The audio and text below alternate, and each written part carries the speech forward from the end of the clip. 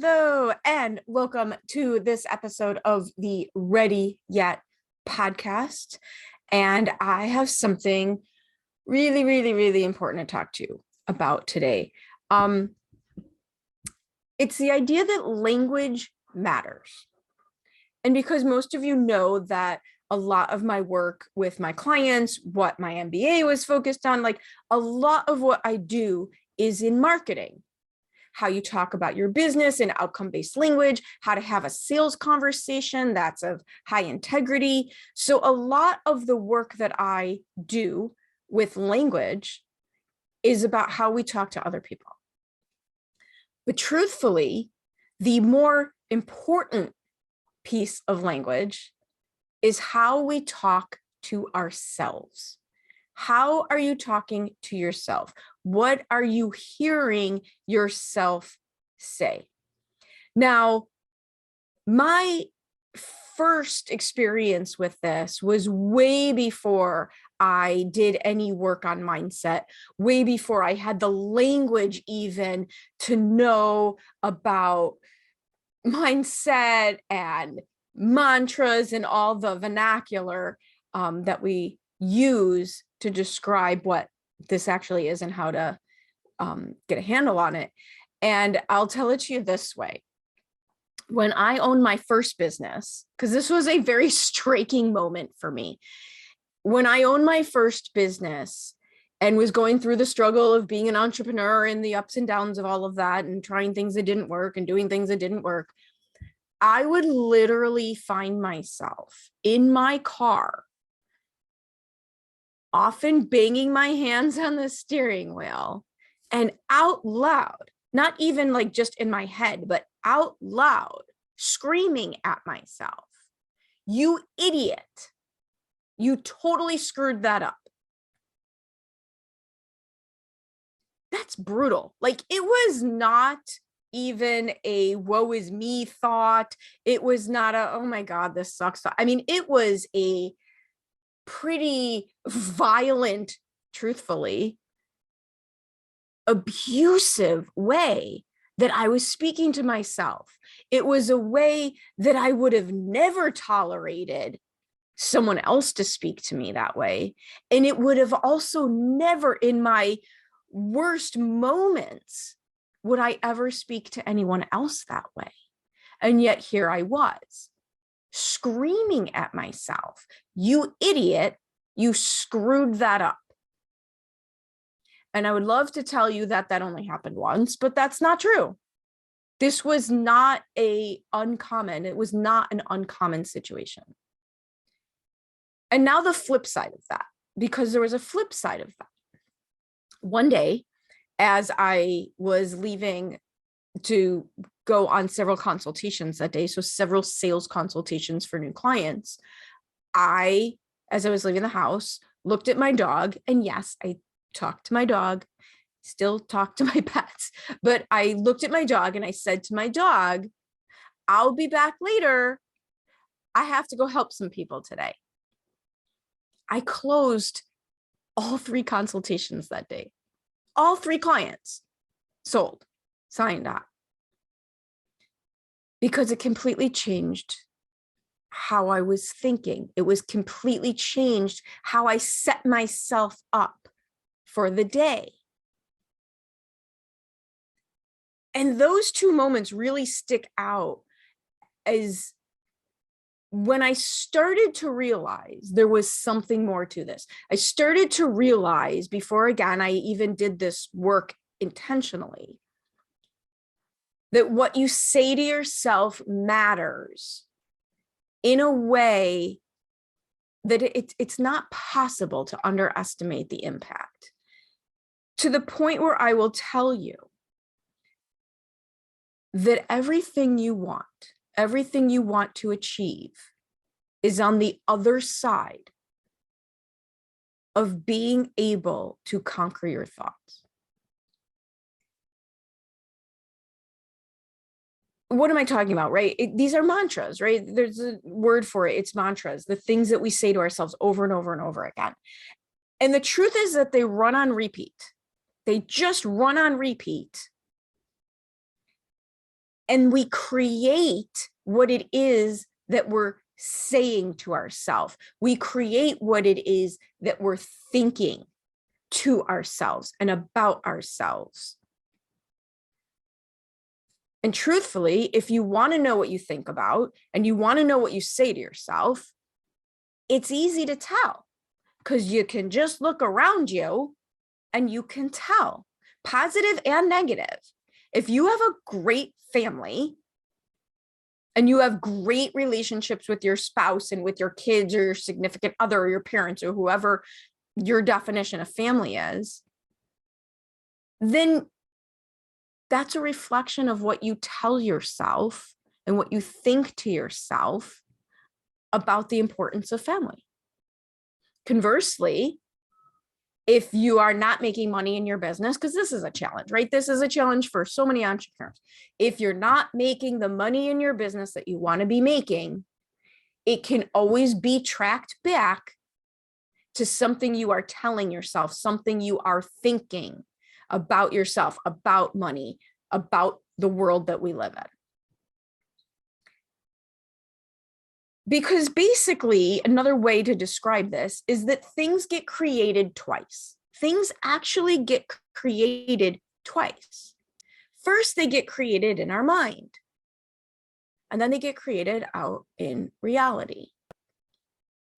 And our brain has a negative bias. Our brain has a negative bias because its number one job is to keep us alive. And in order to do that, it has to identify threats in order to keep us safe. So our brain has a negative bias. And what that means is that if you are not doing the work to create intention around your thoughts, they're running on autopilot, and odds are they're negative in nature.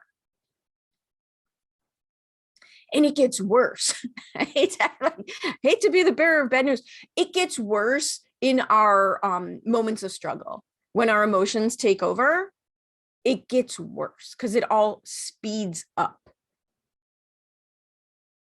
And coming from my natural take action personality, this was a nightmare. Like learning the fact that it wasn't only or even mostly about what I needed to do, but that so much of what I wanted to accomplish was dependent upon who I was being and what I was thinking. Truthfully, it sent me for a tailspin for a little while because I didn't know how to do that. I didn't know how to fix that.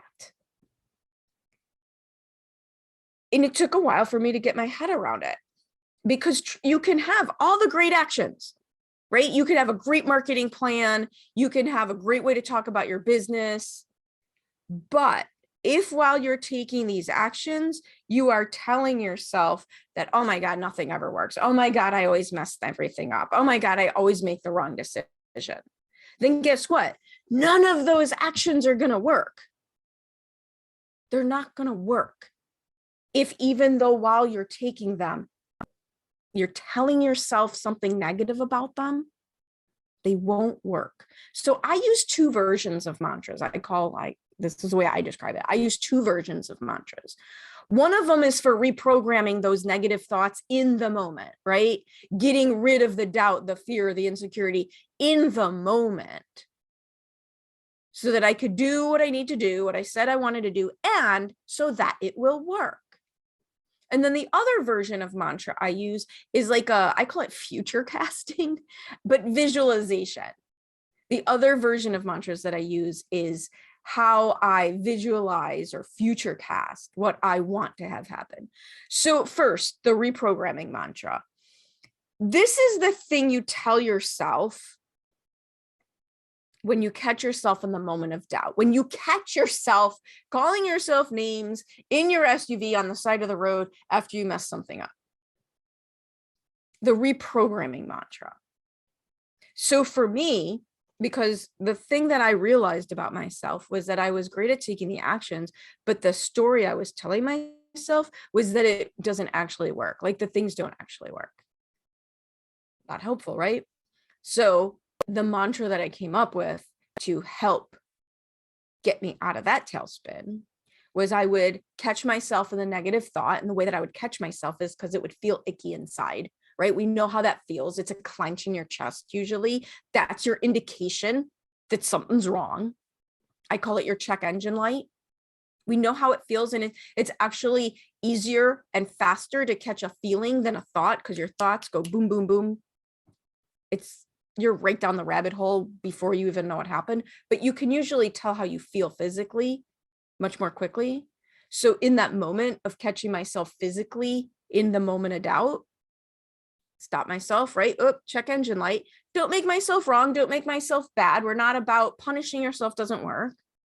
But I got to reprogram that. And all I would say to myself was, no, I'm taking the actions I expected to work.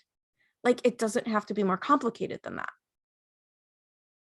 And this was a several times a day scenario.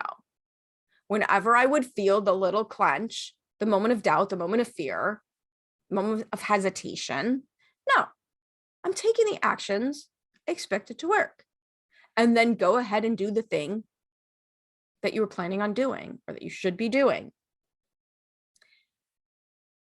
As you do this work, your mantras will change. Your reprogramming mantra will change. And it's all of a sudden, it's not, I describe it this way. It's not like taking Tylenol and it's a painkiller. It's more like taking, glucosamine for your joints, and suddenly sometime down the road, you realize they didn't hurt. Like, I was expecting epiphanies and the clouds would part and rainbows would come, and I would just, I would get it and it would shift. But truthfully, the reprogramming mantra is much more subtle. You just stop having an emotional attachment to it. You just find yourself saying it and you're like, yeah, that doesn't even matter to me anymore. And then it's time to take the next step and figure out the next thing that's stopping you from your next level of growth and create your new mantra. So this is a process. It's not a one and done. It's a process. It's a journey. So the second type of mantra that I use is my forecasting visualization mantra. And I do this for a couple of reasons. Number one, the athletic background in me, if you don't know, I used to do a lot of powerlifting competitions and bodybuilding training, and we use visualization. You hear about this all the time with different athletes. They use visualization. And what visualization does is you picture the thing happening. You picture, it was just a Super Bowl, right? You picture throwing the perfect spiral exactly to where the receiver needs it in order to make the winning touchdown. And they picture this over and over and over again. Because your memory doesn't know the difference between something you actually did or something you thought about. Your memory is weird. I'll say it again. Your memory doesn't know the difference between something you actually did and something you think about that you've done, the visualization of doing it. This is why, and they've proven this, that athletes do better with visualization. You can actually get better at musical instruments if not only do you practice physically, but you practice in your head. I'll give you a very weird personal example. When I was 40 years old, I thought it would be a brilliant idea to learn how to figure skate. And by the end of that first year, I found myself in an adult's figure skating competition doing a 90-second routine to Landslide by Fleetwood Mac.